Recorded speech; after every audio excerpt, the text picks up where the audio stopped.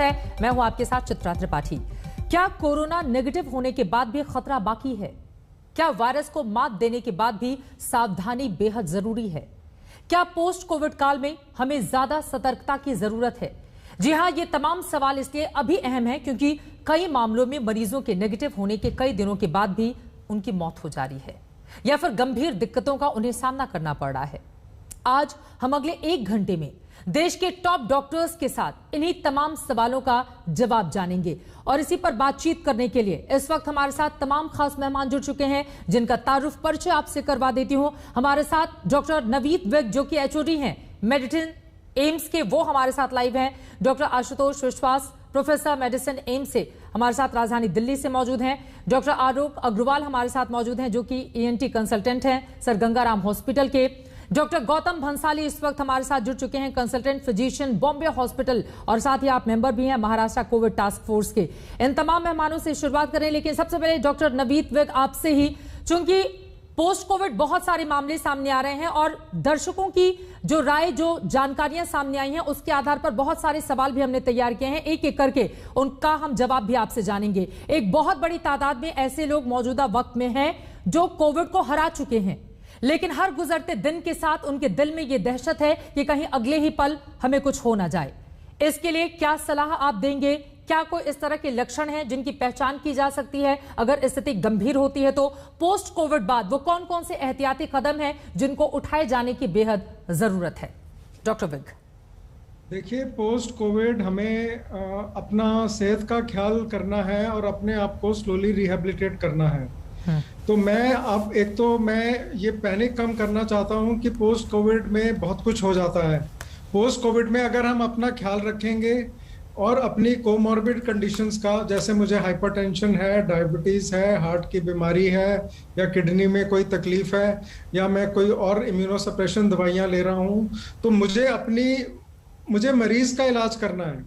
मुझे post Covid का इलाज नहीं, मुझे पूरे मरीज का इलाज करना है। जब हम कोविड का भी इलाज करते हैं तब भी हम पूरे मरीज का ही इलाज करते हैं ताकि उसे ज़्यादा दिक्कतें मत हों। तो पोस्ट कोविड में तकलीफ क्या होती है? आपको कभी कभी वीकनेस कुछ ज़्यादा दिनों तक रहती है, कभी सांस फूलता है, छाती में टाइटनेस लगती है, कभी स्मेल और टेस्ट आने में समय लग जाता है। दूसरा, हमें सोचना पड़ेगा, कुछ लोगों में हमें जोड़ों में दर्द पाया गया, कुछ लोगों को नींद की कमी पूरी नहीं हुई, कुछ लोगों को एंजाइटी और थोड़ा डिप्रेशन और सोच में भी थोड़ा बदलाव आता है। बिल्कुल। लेकिन इन सब चीज़ों का इलाज सिर्फ एक ही है। मैं किसी भी चीज़ में जल्दी मत करूं, मैं रिहेबिलिटेशन अपनी आराम से करूं। स्पेशली जो मरीज जिनको कोमॉर्बिड कंडीशन है उनको अपना ज़्यादा ख्याल रख के और धीरे धीरे अपनी 6 मिनट वॉक करने के बाद, भाई मैं हर घंटे के बाद 6 मिनट वॉक करूं दिन में 3-4 बार, उससे मेरा कॉन्फिडेंस भी बढ़ता है और जो मेरी डीकंडीशनिंग हो गई है वो भी ठीक जल्दी होती है। और ब्रीदिंग एक्सरसाइज, जैसे एक फूल सूंघते हैं, मैं थोड़ा सा सांस लूं और मुंह से अपना लिप्स को बंद करके धीरे धीरे निकालूं 4 बारी में, 6 सेकंड में। तो ये छोटी छोटी एक्सरसाइजेस हैं जो मैं करूं और 6 मिनट वॉक करूं दिन में 5-6 बार, तो मुझे इसी से बहुत मदद हो जाएगी। और ये मैं मानता हूं प्रॉब्लम्स होती हैं, और लेकिन अगर हम इन छोटी छोटी चीजों का ख्याल रखेंगे, अपनी हाइड्रेशन करेंगे, वॉक करेंगे, तो ज्यादा प्रॉब्लम्स नहीं आएंगी। Doctor Naveed Vig, black fungus को लेकर डर और दहशत का आलम देखने को मिल रहा है पूरे के पूरे देश में। बाकी मेहमानों के पास में जाऊं उसके पहले मैं चाहूंगी कि जल्दी से इस पर आपकी टिप्पणी हो जाए। कोरोना को हराने के बाद ब्लैक फंगस के मामले तेजी से बढ़ रहे हैं। 8000 से ज्यादा केस देश के अलग अलग हिस्सों में सामने आ चुके हैं और 200 से ज्यादा जाने जा चुकी हैं। ब्लैक फंगस को हराना है, और जैसे जैसे हमारे नंबर्स कम होंगे, ब्लैक फंगस के नंबर्स भी कम होंगे। तो ये नंबर्स की गेम है। हमारे नंबर्स बहुत बढ़ गए थे उस टाइम, लोगों को ऑक्सीजन घर पे देनी पड़ी, स्टेरॉइड घर पे देने पड़े, और शुगर्स लोगों की कंट्रोल नहीं थी, तो उसकी वजह से हो गया। तो हमें अपने शुगर्स को कंट्रोल रखना है, अपने डॉक्टर से संपर्क में रह के, किसी भी डायबिटीज के मरीज को। और जब मुझे कोरोना हो जाए तो मुझे अपने लाइट खाना खाना है, कम कैलोरी का खाना खाना है, कम शुगर का खाना खाना है, ताकि मेरी शुगर ही ना बढ़े। और स्टेरॉयड अगर मुझे देने पड़ते हैं तो लोग जल्दी स्टेरॉयड दे रहे हैं। पहले 7 से 8 दिन जब वायरल स्टेज होती है मुझे स्टेरॉयड नहीं देने हैं। पहले 7 से 8 से 9 दिन जो वायरल स्टेज होती है मुझे स्टेरॉइड्स नहीं देने हैं। ये सबसे मूल मंत्र है। मुझे शुगर को कंट्रोल करना है, डाइट लाइट खानी है, कम शुगर वाली खानी है, और जब स्टेरॉइड देने हैं तो कम मात्रा में देने हैं और कम समय के लिए देने हैं। 5 से 7 दिन मॉडरेट में और 5 से 10 दिन हम सीवियर में देने हैं।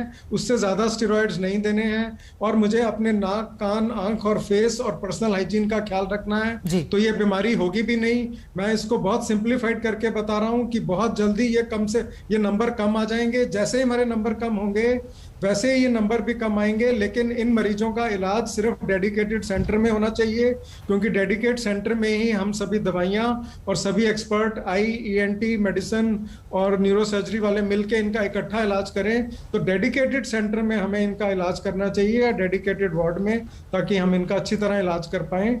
तो ये सबसे जरूरी है। अब सवाल यह है कि क्या राज्यों की इस तरह की तैयारी है? डॉक्टर गौतम भंसाली, में सीधे आपका रुख करते हुए, चूंकि आप मेंबर भी हैं महाराष्ट्र कोविड टास्क फोर्स के, और गुजरात, महाराष्ट्र में सबसे ज्यादा ब्लैक फंगस के मामले दर्ज किए गए हैं, वहां की स्थिति को लेकर आप क्या जानकारी देंगे और आप लोगों की ओर से किस तरह की सलाह इस तरह की जो भी पेशेंट सामने आ रहे हैं उनको दी जा रही है? के माध्यम से ये बताना चाहता हूं कि ब्लैक फंगस के केसेस हमने महाराष्ट्र में, न केवल गुजरात में, राजस्थान में भी आ रहे। कल ही मेरे पास एक पेशेंट आया, मैंने भर्ती किया। वो कश्मीर से आया, श्रीनगर से आया। उसको कोविड हो गया था। कोविड खत्म होने के, नेगेटिव आने के 3 दिन बाद में उसको ब्लैक फंगस हुआ, जिसे म्यूकरमाइकोसिस कहते हैं एक्चुअली। म्यूकरमाइकोसिस उसको हुआ और कल ही मैंने कश्मीर से आए हुए पेशेंट को भर्ती किया। लेकिन लकीली हमारे यहाँ बॉम्बे हॉस्पिटल में डेडिकेटेड सेंटर है, ENT, ऑप्थेल्मोलॉजिस्ट पूरा डिपार्टमेंट है, और इमीडिएटली उसका क्लीनिंग वगैरह हो गया, इससे पहले कि वो इन्वेजिव होकर के ब्रेन। तो ब्लैक फंगस, म्यूकरमाइकोसिस के केसेस डेफिनेटली बढ़ रहे हैं। यस, जो बता रहे हैं कि स्टेरॉइड काफी ज्यादा यूज हुआ है, जो बता रहे हैं कि डायबिटीज काफी ज्यादा लोगों की अनकंट्रोल रही है। मुझे लगता है ये सारी चीजें फर्स्ट वेव में भी यूज हुई थी, लेकिन हमने इतने म्यूकरमाइकोसिस के केसेस नहीं देखे थे, या आप कह सकते हैं कि नेग्लिजिबल केसेस देखे थे, जबकि फर्स्ट वेव तो पूरा 1 साल तक चली थी। सेकेंड वेव के अंदर बहुत ज्यादा केसेस आ रहे हैं। मुझे लगता है इसका सबसे बड़ा रीजन हो सकता है जो स्टेरॉइड का जुडिशियसली यूज नहीं हो रहा। फर्स्ट वेव में जो GPs वगैरह डॉक्टर होते थे, फैमिली डॉक्टर होते थे, उनको कोविड का ट्रीटमेंट मालूम नहीं था, इसलिए वो लोग सब बड़े सेंटर में पेशेंट को भेजते थे। अभी सेकंड वेव के अंदर ये आया कि हर व्यक्ति ट्रीटमेंट करने लगे। इवन पेशेंट खुद आगे से स्टेरॉइड वगैरह मांगता है, मेडिसिन मांगता है, हमें दे दीजिए। ओवर द काउंटर ये स्टेरॉइड वगैरह मेडिसिन मिलने लगी है। मेरे हिसाब से सेकंड वेव यूके में भी आई, US में भी आई, लेकिन वहां पे कहीं पे भी म्यूकरमाइकोसिस के केसेस नहीं दिख रहे, क्योंकि वहां पे जो ट्रीटमेंट प्रोटोकॉल सेट है हर जगह पे। हमारे यहाँ पे अभी भी कंट्री वाइड कहीं भी ट्रीटमेंट प्रोटोकॉल सेट नहीं है, और ओवर द काउंटर आराम से स्टेरॉइड मिल रहा है। जो इमीडिएट इफेक्ट वो बंद होना चाहिए, ओवर द काउंटर स्टेरॉइड वगैरह मिलने का। डायबिटीज वेल कंट्रोल होनी चाहिए। लोगों को हाइजीन का विशेष ध्यान रखना चाहिए, क्योंकि हमारा हेल्थ इंफ्रास्ट्रक्चर उस लेवल का नहीं है कि क्लीनिंग वगैरह बराबर है। इसमें क्लीनिंग, साफ सफाई का बहुत विशेष ध्यान रखना होता है। अगर हल्का सा ही दांत में दर्द या नाक में अगर नेजल डिस्चार्ज वगैरह होता है, या नाक और आंख में इफेक्ट आता है, तुरंत डॉक्टर को दिखाना है, और बड़े सेंटर में जाकर, क्योंकि वहां पे सारी फैसिलिटी होती है, वहां पे ट्रीटमेंट करवाना है। अभी जैसे हमारे पास में बॉम्बे हॉस्पिटल में 20 पेशेंट आ चुके हैं म्यूकरमाइकोसिस के। राजस्थान का है, श्रीनगर का है, मध्य प्रदेश का है, लगभग सबका इलाज हुआ, सब बिल्कुल ठीक है। तो इस तरह से सेंटर वाइज प्रॉपर सेंटर से जाके ट्रीटमेंट करना चाहिए। डायबिटीज वेल कंट्रोल रखनी है, और ट्रीटमेंट प्रोटोकॉल प्रॉपर वे में फॉलो करना। एटलीस्ट शुरू का 1 हफ्ता कोविड पॉजिटिव आते हो, चाहे आपको सिम्टम है चाहे नहीं है, अनटिल अनलेस की आपका ऑक्सीजन रिक्वायरमेंट हाई नहीं है, persistent फीवर नहीं है more than 5 days, persistent dry cough नहीं है मोर देन 5 डेज, तब तक स्टेरॉइड का यूज नहीं करना चाहिए। ये विशेष ध्यान आपको रखने की जरूरत है। बिल्कुल, ये काफी ज्यादा अहम बात है और लोगों को इसका ध्यान रखना होगा। डॉक्टर आलोक अग्रवाल, में सीधे आपका रुख करते हुए, सर, इंदौर से ऐसा मामला सामने आया है जिसमें 8 लोगों में ब्लैक फंगस के तो लक्षण है, लेकिन उन्हें कोरोना हुआ ही नहीं, जैसा कि उन लोगों की ओर से जानकारी दी गई है। तो इस तरह की स्थिति तो और ज्यादा खतरनाक हो सकती है, क्योंकि माना जा रहा है कोरोना से ठीक होने के बाद ये जो कोरोना में गंभीर मरीज है उनको ये बीमारी ज्यादा परेशान कर रही है। लेकिन अगर इस तरह के मामले सामने आएंगे तो फिर ऐसी स्थिति को कैसे संभाला जाएगा? देखिए, बड़ा अनफॉर्चुनेट है कि ऐसे पेशेंट्स में जिनमें कोरोना नेगेटिव था, उनमें भी ब्लैक फंगस मिला है। लेकिन ये भी हो सकता है कि उन पेशेंट्स में भी ब्लैक फंगस हुआ हो, लेकिन वो पेशेंट्स एसिम्प्टोमेटिक रहे हों। तो एसिम्प्टोमेटिक रहना भी एक कारण हो सकता है इसका। और जहां तक बात है कि ब्लैक फंगस उनमें हुआ है, और तो इसका एक रीजन ये भी है कि उनकी इम्यूनिटी भी किसी भी हद तक डिप्रेस्ड हो सकती है, कॉम्प्रोमाइज हो सकती है, चाहे वो प्री डायबिटिक या डायबिटिक हो सकते हैं या किसी भी इम्यूनोसप्रेशन ड्रग्स पे हो सकते हैं। बिल्कुल नॉर्मल हेल्दी इंडिविजुअल्स में ब्लैक फंगस होना थोड़ा रेयर है। बिल्कुल। एक और सवाल है, इसका मैं जल्दी से आपसे जवाब चाहूंगी, उसके बाद डॉक्टर शैलेश में फौरन आपके पास आऊंगी। सवाल यह है कि कोरोना से ठीक होने के बाद हार्ट अटैक के मामले बहुत सारे सामने आ रहे हैं और लोगों की जान जा रही है, जिसकी वजह से बहुत ज्यादा दहशत है इस वक्त लोगों में। सीने में थोड़ी भी अगर दिक्कत होती है, दर्द शुरू हो जाता है, तो लोग बहुत ज्यादा परेशान हो जा रहे हैं। उनके लिए डॉक्टर आलोक अग्रवाल आपकी क्या सलाह होगी? देखिए, जिनके भी सीने में दर्द हो रहा है और कुछ इस तरह की प्रॉब्लम हो रही है, उनको जल्दी से जल्दी कार्डियोलॉजिस्ट या पल्मोनोलॉजिस्ट को कांटेक्ट करना चाहिए कि कहीं कोई हार्ट वेन से रिलेटेड, आर्टरी से रिलेटेड या हार्ट से रिलेटेड कोई डिजीज तो नहीं हो रही है, जो कि इसमें हो सकती है। कोरोना में थ्रोम्बोएम्बोलिक फिनोमेना होने का बहुत डर होता है, पल्मोनरी एम्बोलिज्म होने का बहुत डर होता है, हार्ट अटैक्स होने का बहुत डर होता है। तो हर एक पेशेंट को, ऐसे पेशेंट को जिसको जरा सा भी इस तरह का दर्द हो रहा है, तो उसको डेफिनेटली जल्दी से जल्दी कार्डियोलॉजिस्ट से या पल्मोनोलॉजिस्ट से संपर्क करना चाहिए। बिल्कुल। अब सीधे डॉक्टर शैलेश जैन आपका रुख करते हुए, कोविड से ठीक होने के बाद क्या डायबिटीज के जो पेशेंट हैं उन पर खतरा ज्यादा बना रहता है?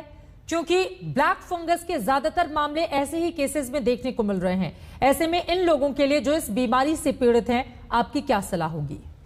एक ओवरऑल स्टडीज जो की गई है वो बताती है, अगर पेशेंट को डायबिटीज है और डायबिटीज उसमें कोविड जो सीवियर और मॉडरेट कैटेगरी का हुआ है, उसने उस दौरान स्टीरॉयड लिया है और इरेशनल डायबिटीज कंट्रोल नहीं था, उसका अनटाइटेड डायबिटीज था, तो उसके अंदर ब्लैक फंगस या म्यूकर माइकोसिस होने की इंसिडेंस 8.9 से 10% तक रही है। तो हमें ये बिल्कुल समझते हैं, जैसे बाकी हमारे पैनलिस्ट ने बोला, अगर आपको शुगर है और आपको मॉडरेट टू सीवियर या मॉडरेट कैटेगरी की कोविड-19 डिजीज हुई है, तो आपको जो स्टीरॉयड ले रहे हैं that should be in the titrated dose. ऐसा नहीं हो इरेशनल यूज या हाई डोज आप स्टीरॉयड ले रहे हैं, फर्स्ट। सेकंड, जो अटमोस्ट इंपॉर्टेंट है कि आपका शुगर लेवल बिल्कुल स्ट्रिक्टली कंट्रोल होना चाहिए। इट डज नॉट मैटर कि आप कोविड से पहले अगर आप गोलियां खा रहे थे तो कोविड के दौरान भी आपको गोलियां खानी है। हो सकता है आपको इंसुलिन की डिफरेंट वैरायटीज की 2 या 3 इंसुलिन लेनी पड़े, तो आपको अपना शुगर बिल्कुल कंट्रोल रखना है। बिकॉज ब्लैक फंगस हो जाता है, बिकॉज ब्लैक फंगस के अंदर सबसे हमारा बड़ा कंसर्न क्या है कि डायग्नोसिस इज वेरी इंपॉर्टेंट। अगर क्लिनिकल सस्पिशन आपको हो रहा है कि मुझे ब्लैक फंगस है, पेशेंट को ऐसा लगता है कि मेरे नाक से काले रंग का पानी निकल रहा है या काले रंग की पपड़ी निकल रही है या चेहरे पे दर्द हो रहा है, खाने में दिक्कत हो रही है, कोई दांत मेरा हिल रहा है, मुझे आंख से 2 विजन दिख रहे हैं, आंख से धुंधला दिख रहा है या सर में दर्द होता है, तो उसे अपना तुरंत ENT स्पेशलिस्ट के पास जाकर अपना इन्वेस्टिगेशन जरूर कराना चाहिए कि मुझे ब्लैक फंगस होने की पॉसिबिलिटी है या नहीं है। और ये खतरा शुगर और इम्यूनो कॉम्प्रोमाइज पेशेंट के अंदर डेफिनेटली ज्यादा रहता है। ब्लड क्लॉटिंग भी क्या इसी से जुड़ा हुआ है डॉक्टर शैलेश, या फिर वो बिल्कुल अलग मामला है? क्योंकि कोरोना से ठीक होने के बाद बहुत सारे ऐसे पेशेंट हैं जिनको लेकर इस तरह की शिकायत दर्ज की गई है। पोस्ट कोविड के बाद खून जमने की जो शिकायत आ रही है, उसको किस तरह से आप डिफाइन करेंगे? अभी आपने डॉक्टर आलोक से पूछा था कि कोविड के पेशेंट को हार्ट की दिक्कत हो सकती है क्या, तो ये बिल्कुल समझिए, कोविड थ्रोम्बोएम्बोलिक फिनोमेना करता है। थ्रोम्बोएम्बोलिक फिनोमेना का मतलब है कि शरीर की किसी भी रक्तवाहिनी के अंदर खून का थक्का बनेगा, खून का थक्का बन के वहां से टूट के कहीं भी जा सकता है। अब ये समझिएगा कि वो रक्तवाहिनी शरीर में कहीं की हो सकती है। अगर हार्ट की रक्तवाहिनी ब्लॉक हो जाएगी, आपको हार्ट अटैक हो जाएगा। अगर दिमाग की रक्तवाहिनी ब्लॉक हो जाएगी, आपको पैरालिसिस हो जाएगा। पैरों के अंदर 2 रक्तवाहिनियां आती है, एक शुद्ध रक्तवाहिनी जो दिल से शुद्ध रक्त पैरों में लेके आती है, अगर उसके अंदर थक्का बन गया तो आपको पैर काला पड़ जाएगा। जो अशुद्ध रक्तवाहिनी जो पैरों का खून दिल में लेके जाती है, अगर उसके अंदर थक्का बन गया और वो थक्का टूट के दिल में चला गया और जाके उसने लंग की रक्तवाहिनी को बंद कर दिया, इस बीमारी को पल्मोनरी एम्बोलिज्म बोलते हैं। हमने कई बार सुना है पोस्ट कोविड के अंदर कि पेशेंट सुबह तो बिल्कुल ठीक था, शाम को हमें पता लगता है वो एक्सपायर हो गया, that is because of the pulmonary embolism. तो ये बिल्कुल समझ लीजिए, कोविड-19 के अंदर ICMR ने और एम्स ने अपनी जो गाइडलाइंस निकाली उसके अंदर स्पेसिफिकली बोला हुआ है कि आपको एंटीकोगुलेंट कम से कम 6 से 8 हफ्ते तक पोस्ट कोविड नेगेटिव आने के बाद भी जरूर लेना है। ठीक है। डॉक्टर आशुतोष विश्वास भी इस वक्त हमारे साथ जुड़ चुके हैं। सर, सीधे आपका रुख करते हुए, चूंकि बहुत सारे ऐसे मामले हैं कि कोरोना को हराने के बावजूद लोगों में डर खत्म नहीं हो रहा है। ब्लैक फंगस, व्हाइट फंगस, ये स्थिति खत्म कब होगी, इसको लेकर तमाम तरह के सवाल जेहन में हैं। लेकिन ब्लैक फंगस पर खासतौर से मैं आपसे जानकारी चाहूंगी, चूंकि उसको लेकर सबसे ज्यादा अफवाह का भी दौर है, तो वहीं दूसरी तरफ लोग डरे हुए हैं, वो भी तब जब कोरोना को हराकर ठीक होकर वो घर जा चुके हैं। ऐसे पेशेंट को क्या सलाह है आपकी, क्या कहना चाहेंगे आप? देखिए, जो कोरोना से ठीक हो गए घर डिस्चार्ज हो जाते हैं, लोग घर जाते हैं, तो इसमें जो हमें एक तो ब्लैक फंगस, ये एक आजकल बहुत ही इंसिडेंस बढ़ने लगे हैं, तो इसलिए हमें थोड़ा सा ध्यान देना जरूरी है। बट इसके साथ साथ हमें भी और भी ध्यान देना जरूरी है, जो जो हम लॉन्ग कोविड व पोस्ट कोविड सिंड्रोम जो है उसमें भी हमें ध्यान देना है। लक्षण को हमें देखना है कि क्या क्या लक्षण, जो कॉम्प्लिकेशन, पोस्ट कोविड कॉम्प्लिकेशन, ये भी इसमें भी देखा गया कि लोग घर जाते हैं डिस्चार्ज होने के बाद, फिर रीएडमिशन भी होते हैं, हॉस्पिटल में आते हैं। तो ये जब हम ट्रीटमेंट करते हैं तो इसमें लंग कॉम्प्लिकेशन, वो जैसे अभी आरडीएस और कुछ भी, जैसे ऑक्सीजन रिक्वायरमेंट बहुत ही हाई हो जाते हैं जिस लोगों में, तो डिस्चार्ज होने के बाद भी पोस्ट लंग्स जो है, पोस्ट कोविड लंग्स कॉम्प्लिकेशन होते हैं। तो उसमें हमें ध्यान देना है कि कैसे, दो चीज होती है इसमें, लंग्स का इन्वॉल्वमेंट और एक साइटोकाइन स्टॉर्म, एक तूफान आता है जब बीमारी होती है हमें, जब कोविड होता है। सो वो जो साइटोकाइन जो स्टॉर्म के बाद पेशेंट जब घर जाते हैं तो लॉन्ग टर्म कॉम्प्लिकेशन जैसे फैटिग, टायर्डनेस, ये जब सिम्टम्स और कुछ ऑर्गन स्पेसिफिक सिम्टम्स भी होते हैं, जैसे पोस्ट ट्रीटमेंट कॉम्प्लिकेशन, जैसे हम स्टीरॉयड यूज करते हैं, इसका नॉट ओनली फंगस, इसके साथ साथ हमें बहुत ही बैक्टीरिया एंड वायरल इन्फेक्शन भी होने का चांसेस बहुत है।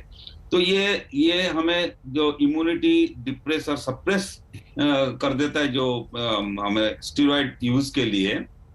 तो मोस्टली हो सकता है कि it is not rationally used और प्रॉपरली यूज्ड नहीं हो रहा है सर। लेकिन इसकी सलाह तो डॉक्टर्स की ओर से ही, अगर स्टेरॉइड की यूज की सलाह दी जा रही है तो वो तो डॉक्टर्स ही देते हैं, लेकिन आप लोगों की ओर से ब्लैक फंगस के मामले में खासतौर से बार बार ये कहा जा रहा है कि इसका ज्यादा सेवन खतरनाक हो सकता है। हाँ, तो इसलिए ये जो स्टीरॉयड यूज, इसमें इम्यूनिटी सप्रेस्ड हो जाती है और this is a risk factor, very important risk factor. And इसके साथ और भी रिस्क फैक्टर है, जिन लोग जैसे भी डायबिटिक, हाइपरटेंशन और बहुत सारे लोग जैसे अदर मेडिसिन भी लेते हैं, तो this risk factors are very very essential for having this black fungus. तो इसमें हमें ध्यान देना कैसे हम आइडेंटिफाई करें, early identification. Is there any tools that we can identify before somebody becomes blind और बिकम्स वेरी सीरियस, जैसे ब्रेन में भी अफेक्ट होता है, आईज में हो रहे हैं। तो इसमें हमें थोड़ा सा विजिलेंट होना होगा before it goes into final complication. और स्टीरॉयड यूज जुडिशियसली करना है। जैसे इनिशियली अब क्या हो रहा है कि लोग सिम्टम्स होते ही स्टीरॉयड यूज कर देते हैं, हाई ग्रेड फीवर होगा second day, third day, is not a ideal way, because हमने देखा है कि 60-70% जो कोविड पेशेंट अपने आप 5 दिन में ठीक हो जाते हैं और माइल्ड सिम्टम्स, और इसमें कोई मेडिसिन, एग्रेसिव मेडिसिन ट्रीटमेंट की कोई जरूरत ही नहीं है।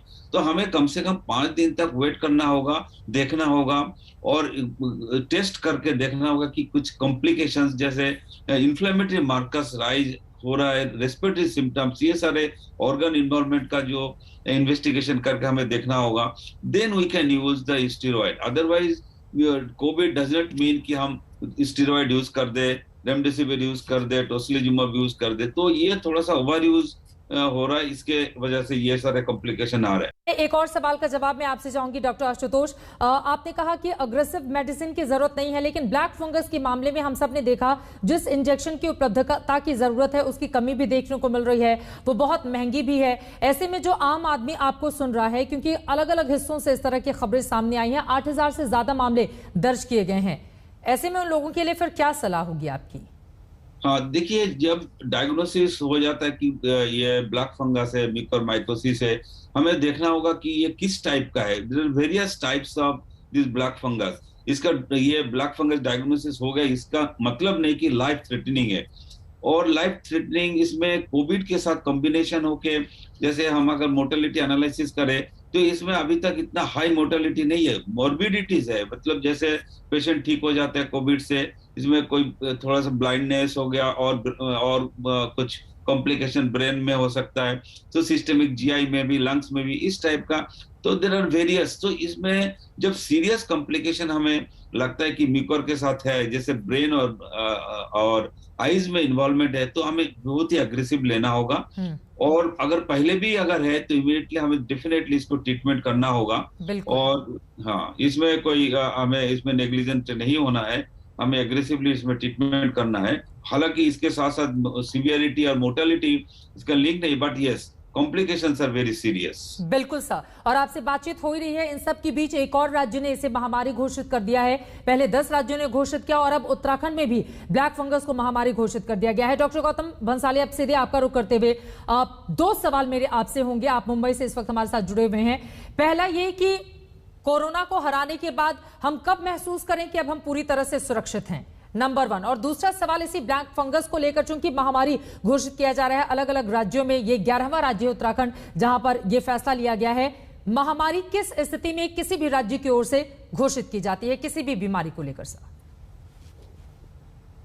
का सवाल है कि कब हमको सुरक्षित महसूस करना चाहिए। हाँ। सुरक्षित जनरली कोविड खत्म होता है, आपका कोविड नेगेटिव रिपोर्ट आ गया, आप सिम्टम फ्री हो गए। बेसिकली अगर कोविड नेगेटिव नहीं भी आया रिपोर्ट आपका, बट अगर कंटिन्यूस 3 डेज तक अगर आप एसिम्प्टोमेटिक है, आपको फीवर नहीं आ रहा है, आपको अगर कफ खांसी ड्राई खांसी नहीं हो रही है, और अगर आपका ऑक्सीजन सैचुरेशन लेवल नॉर्मल आ रहा है, कंटिन्यूस 3 डेज तक अगर आप एसिम्प्टोमेटिक है, तब आप कह सकते हैं कि आप सुरक्षित है।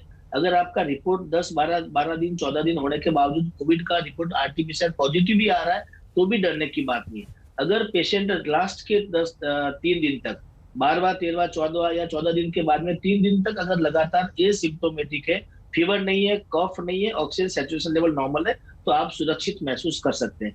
लेकिन पोस्ट कोविड के अंदर कॉम्प्लिकेशंस बहुत होते हैं। घर जाने के बावजूद भी आपको जो आपको ब्लड थिनर मेडिसिन वगैरह लिखी गई है, डी डायमर लेवल वगैरह हाई था या जो भी रीजन था, या एक्सरे बराबर नहीं था, सीटी स्कैन में उसको अलग था, तो अगर ब्लड थिनर मेडिसिन वगैरह लिखी गई है तो उसका बराबर फॉलो करना है। दूसरा सबसे इंपॉर्टेंट पार्ट होता है फिजियोथेरेपी, जिसको हम कहते हैं डीप ब्रीदिंग एक्सरसाइज वगैरह, इंसेंटिव स्पायरोमेट्री कहते हैं, इसका आपको बराबर करना है। ऐसा नहीं कि आप नेगेटिव होके घर आ गए, आप अभी फ्री हो गए, वैसा नहीं है। घर आने के बावजूद भी लंग रिहेबिलिटेशन प्रोग्राम होता है, फिजियोथेरेपी एक्सरसाइज वगैरह होती है, वो बराबर मात्रा में आपको करना है। बिल्कुल। तीसरा जो आपने म्यूकर का बताया, अगर आपको घर आने के बाद 2 दिन 4 दिन 10 दिन 15 दिन बाद कभी भी नाक में अगर बहुत ज्यादा खुजली होती है, आंखों पे अगर इफेक्ट आने लगता है, नेजल डिस्चार्ज अगर आपका होता है, दांत में दर्द होने लगता है, तो आपको ईएनटी डॉक्टर को तुरंत जाके दिखाना चाहिए, चेक करना चाहिए कि कहीं ये म्यूकर माइकोसिस जैसी बीमारी तो नहीं है। म्यूकर माइकोसिस जब अगर बहुत ज्यादा बढ़ जाता है, म्यूकर माइकोसिस डिफरेंट टाइप के होते हैं, इसलिए इसमें मेडिसिन भी अलग अलग टाइप की आती है। एम्फोटेरिसिन एक अलग मेडिसिन है, बड़ा मेडिसिन है, जिसका अभी बहुत शॉर्टेज भी चल रहा है। मुझे लगता है 2-3 दिन में वो शॉर्टेज भी खत्म हो जाएगी, क्योंकि प्रोडक्शन शुरू हो गया, काफी कंपनियों को होने वाला है। बट एम्फोटेरिसिन हम लोग जनरली सबसे ज्यादा यूज होता है इन्वेजिव म्यूकर माइकोसिस के अंदर, जो मतलब बहुत ज्यादा तीव्र गति से फैलता है, अगर ब्रेन वगैरह में जाता है तो उसमें वो मेडिसिन बहुत ज्यादा कारगर उपाय होता है। जहां तक राज्यों की बात है कि कब इसको महामारी करती है, जब आपके पास केसेस बहुत ज्यादा मात्रा में बढ़ जाते हैं, आप हेल्पलेस हो जाते हो, आपके पास इंफ्रास्ट्रक्चर नहीं होता है, आपके पास मेडिसिन नहीं होती है, तब उस केस के अंदर जाकर के आप उसको महामारी घोषित करते हैं, और उसमें आप पूरी एक टीम लगाते हैं, पूरा एक फोकस प्लान बनाया जाता है। इस टाइप के पेशेंट होते हैं, उनको कंसोलिडेट करके, बिकॉज ये पेशेंट आप जो छोटे सेंटर है वहां पे नहीं हो सकते, बिकॉज इसमें आपको ऑप्थेल्मोलॉजिस्ट की जरूरत है, आपको ईएनटी डॉक्टर की जरूरत है, आपको न्यूरोफिजिशियन की जरूरत है, आपको फिजिशियन की जरूरत है, डायबिटोलॉजिस्ट की भी जरूरत है। तो ये सब एक पूरा टीम वर्क होता है जो इस बीमारी से बचाने में हेल्प करता है। यकीनन ये महत्वपूर्ण जानकारी आपकी ओर से दी गई है। और डॉक्टर गौतम भंसाली, आपके साथ जब हम लोगों ने मुंबई में बड़ा प्रोग्राम किया था न्यू ईयर को लेकर अपने फ्रंटलाइन वॉरियर्स को सम्मानित करते हुए, तब ऐसा लग रहा था कि शायद अब हम इससे निकल रहे हैं, यानी कि कोरोना हार रहा है, देश जीत रहा है। लेकिन दूसरी लहर, जिसकी न सिर्फ चर्चा बल्कि उसकी परेशानी देश भर में अभी भी महसूस की जा रही है, और तीसरी लहर को लेकर क्या होनी चाहिए हमारी तैयारी, इसके साथ ही वो कौन कौन से लक्षण हैं जो अगर हमारे शरीर में आते हैं तो फौरन हमको सतर्क हो जाना चाहिए, क्योंकि वो आगे आने वाले किसी बड़े खतरे का आहट देता है। मैं सीधे आपका रुख करते हुए डॉक्टर शैलेश जैन, चूंकि बहुत सारे सवाल लोगों के जहन में हैं, लेकिन इन सब के बीच देखिए आप फ्रंटलाइन वॉरियर हैं, अपने जीवन को खतरे में डालकर देश के हजारों डॉक्टर्स लगातार लोगों की सेवा में लगे हुए हैं। लेकिन इन सब के बीच दुखद खबर है वो ये है कि कोरोना की इस दूसरी लहर के कारण कई अलग अलग हिस्सों में डॉक्टर्स की मौत की खबरें सामने आई हैं, जिसमें दिल्ली में अब तक दूसरी वेव के कारण 100 तक आंकड़ा जा पहुंचा है, बिहार में 96, यूपी में 41, गुजरात में 31, आंध्र प्रदेश में 26, तेलंगाना में 20, यानी कि हर जगह से इस तरह की खबरें आ रही हैं। दोनों डोज लिए जाने के बावजूद अगर ये स्थिति बन रही है तो इसके पीछे की वजह आप क्या देख रहे हैं? इस पर मैं चाहूंगी आप जरूर अपनी बात रखें। देखिए, इस बार जो स्ट्रेन हिंदुस्तान के अंदर आया है, जो B1.617 का स्ट्रेन है, इसको WHO ने वेरिएंट ऑफ कंसर्न बोला है। ये हाईली कंटेजियस, इसकी विरुलेंस पावर ज्यादा है, और जब कोरोना वॉरियर जो डॉक्टर्स होते हैं, जो आईसीयू के अंदर काम कर रहे हैं, पेशेंट को वेंटिलेटर पे ले रहे हैं, पेशेंट को बाईपैप मशीन लगा रहे हैं, परमानेंट सक्शन कर रहे हैं, उसके अंदर वायरल लोड काफ़ी ज़्यादा होता है, तो डॉक्टर के या पैरामेडिकल स्टाफ के इन्फेक्ट होने की संभावना काफ़ी ज़्यादा रहती है। मैं एज ए डॉक्टर अपने सारे कलीग से रिक्वेस्ट करूँगा, अगर आपको लगता है ऐसा कुछ हुआ है, आपको सिम्टम्स आते हैं, तो you should take extra precautionary measures. आप प्रॉपर पीपीई किट के अंदर रहिए। कोरोना वेरिएंट जितने भी डॉक्टर्स हैं, अगर आप आईसीयू के अंदर काम करते हैं जिसमें पेशेंट वेंटिलेटर के ऊपर सिर्फ के ऊपर है, तो आपको अपना आपको बचाना बहुत ज्यादा जरूरी है, तभी आप आगे लोगों की सेवा कर पाएंगे। बिल्कुल, ये सवाल दरअसल मैंने आपसे इसलिए पूछा क्योंकि दोनों ही वैक्सीन के डोज लिए जाने के बाद अगर डॉक्टर्स की जान जा रही है तो ये यकीनन इसको लेकर जनता के मन में भी बहुत सारे सवाल और भ्रम की स्थिति पैदा हो रही है। देखिए, इसमें दो वजह हो सकती हैं। पहली वजह तो ये कि ये डेफिनेटली ऑलरेडी WHO ने ये बोला है, ICMR ने ये बोला है कि 2 डोजेज लेने के बाद अगर आपको कोरोना होता भी है तो कोरोना आपका माइल्ड टू मॉडरेट कैटेगरी का रहता है, आपको आईसीयू एडमिशन की जरूरत नहीं पड़ती। इसके बावजूद काफी डॉक्टर्स और काफी पेशेंट ऐसे जो डबल डोज ले चुके हैं दोनों वैक्सीन की, चाहे कोवैक्सीन हो चाहे कोविशील्ड हो, उसके बावजूद आईसीयू एडमिशन भी हुए, मॉर्टलिटी भी हुई। इसकी दो वजह हो सकती है। पहला, उनकी कोमॉर्बिड कंडीशन कितनी थी। कोमॉर्बिड कंडीशन का मतलब साथ में बीमारियां कितनी है। अगर मान लीजिए पेशेंट को अनकंट्रोल डायबिटीज है, क्या पहले कैंसर के लिए कीमोथेरेपी या रेडियोथेरेपी लिया हुआ है, कोई किडनी ट्रांसप्लांट हुआ है, हाइपरटेंशन का मरीज है, या पहले कोई एंजियोप्लास्टी या ओपन हार्ट सर्जरी हो रखी है, तो उन पेशेंट में रिस्क डेफिनेटली थोड़ी बढ़ जाती है as compare to normal patient. ठीक है। तो दो वैक्सीन से डेफिनेटली ये है कि जो अगर पेशेंट के अंदर कोमॉर्बिड कंडीशन नहीं है तो आपको माइल्ड टू मॉडरेट डिजीज होती है, आपके आईसीयू एडमिशन की और सीवियर कैटेगरी की कोरोना होने की संभावना कम रहती है। ठीक है सर। डॉक्टर आशुतोष विश्वास सीधे आपका रुख करते हुए, चूंकि दोनों डोज के इंतजार में पूरा देश भी है, कुछ जगहों पर किल्लत की खबरें भी सामने आई जिसको दुरुस्त किए जाने की बात सरकार की ओर से कही जा रही है, लेकिन इन सब के बीच कोरोना की ये सेकेंड वेव जिसका पीक शहरों से अब खत्म हो रहा है धीरे धीरे, तो वहीं दूसरी तरफ तीसरे वेव को लेकर भी लगातार चेतावनी दी जा रही है। इन सब के बीच ब्लैक फंगस का ये खतरा, क्या कुछ ऐसे एहतियाती उपाय हो सकते हैं जिसको पहले ही हम अपनाएं और इन तमाम खतरों से अपने आप को, अपने परिवार को बचा पाएं, महफूज रख पाएं?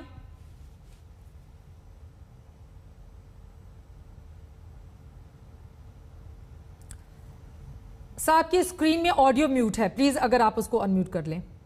सॉरी जी, हाँ, ये देखा गया है कि 2 वैक्सीन लेने के बावजूद भी लोग संक्रमित हो रहे हैं।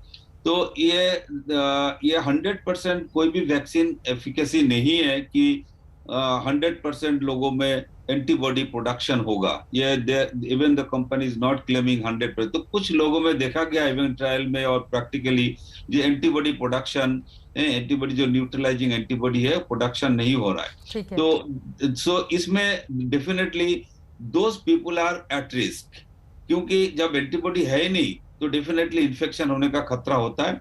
और अगर फर्स्ट डोज में नहीं है तो सेकेंड डोज में भी, जो बूस्टिंग डोज में, उसमें भी हो सकता है उन लोगों को एंटीबॉडी प्रोडक्शन नहीं हो रहे। तो इसमें हमें देखना है कि क्यों नहीं हो रही है, why not 100% people are developing. So individual कुछ भी कंडीशन, कोमॉर्बिडिटीज कंडीशन हो सकता है कि इम्यून रिस्पॉन्स, इंडिविजुअल रिस्पॉन्स वो भी वीक होते हैं, ऐसी नहीं कि 100% होगा। तो वो इंडिविजुअल टू इंडिविजुअल वेरी करता है। तो इसीलिए हमें ऑलवेज ये प्रोटेक्शन लेना होगा। कोविड जो प्रोटोकॉल है ऑलवेज फॉलो करना होगा, चाहे 1 चाहे 2 वैक्सीन हो, चाहे कुछ भी हो।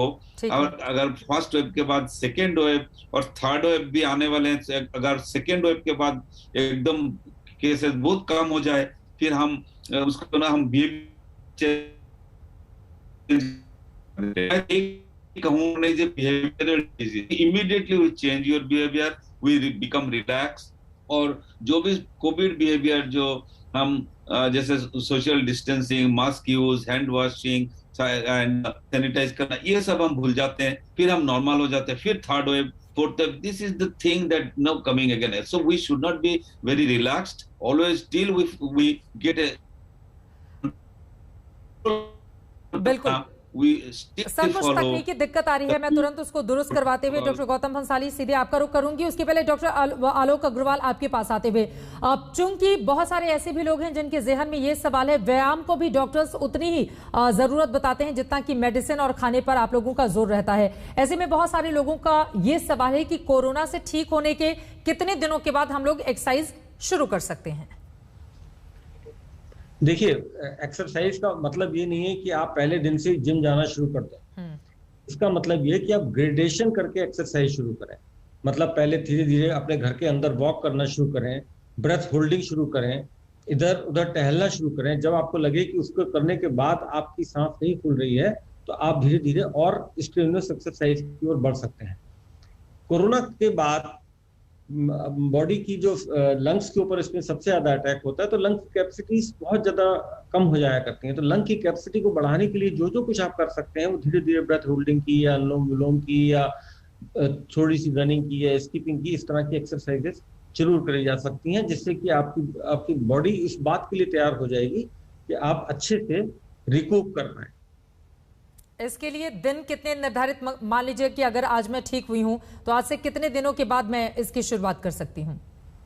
देखिए, जब सबसे पहले तो ये होता है कि सिम्टम फ्री आपका हुए हैं। सिम्टम फ्री होने के 10 दिन बाद तो आप वैसे ही घर से बाहर निकलोगे, अपने रूम से बाहर निकलोगे, और 10 दिन बाद ही आप कम से कम कुछ ना कुछ शुरू कर सकते हो। अपने रूम में बैठ के या अपने बिस्तर पर बैठ करके आप जरूर थोड़ी बहुत एक्सरसाइजेस बैठ के जो कर सकते हैं, लेकिन चलने फिरने वाली एक्सरसाइज या कुछ कूदने या भागने वाली एक्सरसाइज या कुछ इस तरह की एक्सरसाइज जिसमें स्ट्रेन होता हो, वो थोड़े दिन बाद से मतलब लगभग 3 से 4 हफ्ते बाद आप उस एक्सरसाइज पर आ सकते हैं। ठीक है, अब कार्यक्रम के आखिरी हिस्से में हम जा रहे हैं। ऐसे में आप लोगों की सलाह काफी ज्यादा महत्वपूर्ण हो जाएगी। डॉक्टर गौतम भंसाली, आपसे ही शुरुआत करते हुए, जो हमारे करोड़ों दर्शक इस वक्त आप देख पा रहे हैं, आपको देख रहे हैं, सुन रहे हैं, उनके लिए आप क्या सलाह देना चाहेंगे?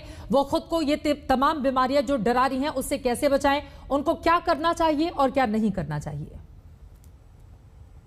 के माध्यम से मैं एक बात सबको बताना चाहता हूं, और पहले भी मैंने ये बात बताई थी आपके चैनल पर आकर के, कि ये सेकेंड वेव जो है एक सुनामी है, एक तूफान है, और सुनामी जो स्पीड से आती है वो स्पीड से चली भी जाती है, और एग्जैक्टली वही हो रहा है कि ये जितना स्पीड से आई है अभी ऑलमोस्ट खत्म होना आई है, केसेस कम होना शुरू हो गए। इसलिए बहुत ज्यादा डरने की या पैनिक होने की जरूरत नहीं है। हमको कोविड अप्रोप्रिएट बिहेवियर और जैसे एक SMS है, sanitiser, mask and social distancing plus vaccination, इसका सबसे ज्यादा पालन करना है। रही बात जो थर्ड वेव की, जिसके बारे में लग रहा है बार बार कि थर्ड वेव आ सकती है, इसका अभी तक कोई भी साइंटिफिक डेटा नहीं है। ये जो भी थर्ड वेव के बारे में बोला जा रहा है वो बोला जा रहा है स्पेनिश फ्लू के बारे में। जैसे स्पेनिश फ्लू में भी थर्ड वेव आई थी, तो अगर वैसे ही अगर थर्ड वेव आती है तो स्पेनिश फ्लू में थर्ड वेव बहुत ही माइल्ड थी, तो हमारे यहाँ पे भी आएगी तो हो सकता है माइल्ड रहे। रही जहां तक बात बच्चों में होने का इन्फेक्शन है, वो इसलिए कहा जा रहा है क्योंकि तब तक 18+ लोग वैक्सीनेट हो जाएंगे, बच्चे वैक्सीनेट नहीं होंगे। इसके लिए महाराष्ट्र में ऑलरेडी वारफुट लेवल पे तैयारियां शुरू कर दी गई है। यहाँ पे हमने पीडियाट्रिक जंबो सेंटर बनाया मुंबई के अंदर, प्लस पीडियाट्रिक जंबो सेंटर में जैसे बच्चा 2 महीने का है या 2 साल का है, वो बच्चा अकेला नहीं रह सकता, उसके लिए उसकी मदर साथ में रहेगी या फादर साथ में रहेगा। तो पीडियाट्रिक जंबो सेंटर में हमने क्यूबिकल भी बनाया जहाँ मदर को साथ में रहने की व्यवस्था रहेगी पूरी वहां पे। सो एक तरह से हमको तैयारियां सारी करनी है, लेकिन बहुत ज्यादा डरने की, घबराने की या बहुत ज्यादा पैनिक होने की जरूरत नहीं है कि सेकेंड वेव आ गया, थर्ड वेव आ जाएगा, बहुत बड़ा ये हो जाएगा। हमको सावधानी रखनी पड़ेगी। जहां तक म्यूकोरमाइकोसिस का सवाल है, मेडिसिन की शॉर्टेज थी, अभी मेडिसिन 2-3 दिन में काफी मात्रा में आने वाली है, ये चीज भी अभी जल्दी सॉर्ट आउट हो जाएगी। आपके चैनल के माध्यम से, क्योंकि ये बहुत पॉपुलर चैनल है, मैं फिर बताना चाहता हूँ, हमको कोविड अप्रोप्रिएट बिहेवियर का पालन करना है, सेल्फ लॉकडाउन के नियमों का पालन करना है, विशेष तरह सैनिटाइजर का, और जब जब आपका टर्न आता है आपको वैक्सीनेशन लेना है। अब इसी बात को आगे बढ़ाते हुए डॉक्टर शैलेश जैन, आपसे ये मेरा सवाल है, दर्शक ये जानना चाहते हैं कि हमारी जिंदगी सामान्य कब तक हो जाएगी, और खासतौर से उन लोगों के लिए आप क्या कहना चाहेंगे जिनको दोनों डोज लग चुका है या जिनको एक डोज लग चुकी है? ऐसे बहुत सारे लोग आपको मिल जाएंगे जो थोड़े निश्चिंत होते हुए दिखाई दे रहे हैं, तो इनके लिए खतरा कितना बना हुआ है, या फिर इनको भी बिल्कुल वैसी ही सलाह आपकी ओर से दी जाएगी जैसा कि अगर किसी को वैक्सीन की अभी डोज नहीं लगी है उनके लिए सलाह दी जाती है? देखिए, 2 बातें समझिए। जो दूसरी वेव हिंदुस्तान के अंदर सुनामी की तरह आई, उसके लिए हमारा हर हिंदुस्तानी उतना रेस्पॉन्सिबल है। हमने ना कोविड अप्रोप्रिएट बिहेवियर का फॉलो अप किया, ना हमने सैनिटाइज किया, ना हमने डिस्टेंस मेंटेन किया, ना हमने मास्क लगाया। अब बात करते हैं जिन लोगों को 2 वैक्सीन लग चुकी हैं। हम बार बार ये हर चैनल पे बोलते हैं, जिन लोगों को 2 वैक्सीन लग चुकी है, आप ये मत मानिए कि आपको कोरोना ही नहीं होगा। आपको कोरोना हो सकता है, बट कोरोना आपका माइल्ड कैटेगरी का होगा, आपको एसिम्प्टोमेटिक हो सकते हैं। तो आप तो सुपर स्प्रेडर हैं। अगर आपको कोरोना हो जाता है और आपको एसिम्प्टोमेटिक रहते हैं तो आप तो दूसरे लोगों को और ज्यादा स्प्रेड कर सकते हैं। तो ये कोविड अप्रोप्रिएट बिहेवियर को प्रॉपर्ली फॉलो करें। ये बिल्कुल मत माने कि आपको अगर वैक्सीन लग चुका तो you are 100% safe. You might be safe for severe category and moderate category, but you are very unsafe for other people अगर आपको कोरोना हो जाता है, बिकॉज आप एज ए सुपर स्प्रेडर उसके अंदर काम करेंगे। एक क्लोजिंग कमेंट आपसे मैं चाहूंगी सर, चूंकि अमेरिका और कई ऐसे देश हैं जहां पर मास्क को उतार के अब साइड में रख दिया गया है, तो हमारे वहां पे भी जो लोग हैं जिनको दोनों वैक्सीन लग जा रही है या एक, वो बहुत कैजुअल बिहेवियर के साथ दिखाई दे रहे हैं, तो उनके लिए आपकी क्या सलाह और क्या टिप्पणी? नहीं, मैं ये तो कभी भी मैं एक्सेप्ट नहीं करूंगा, क्योंकि अभी भी खतरे से बाहर नहीं है। सुनामी और जो भी वेव्स है, जायंट वेव है, अभी भी हम प्रेडिक्ट कर रहे हैं थर्ड वेव के लिए। तो वैक्सीन के बाद भी ये नहीं है कि जिनको वैक्सीन लग गया है उनके अंदर कोरोना नाक में गला में नहीं घुसेगा। They are also infected but they are not becoming symptomatic, they are not becoming serious, so they are also spreader. So definitely mask use तो डेफिनेटली ये करना ही है, इसमें कोई सेकंड थॉट नहीं है। ठीक है सर, वक्त की कमी है। डॉक्टर आलोक अग्रवाल, एक क्लोजिंग कमेंट आपका।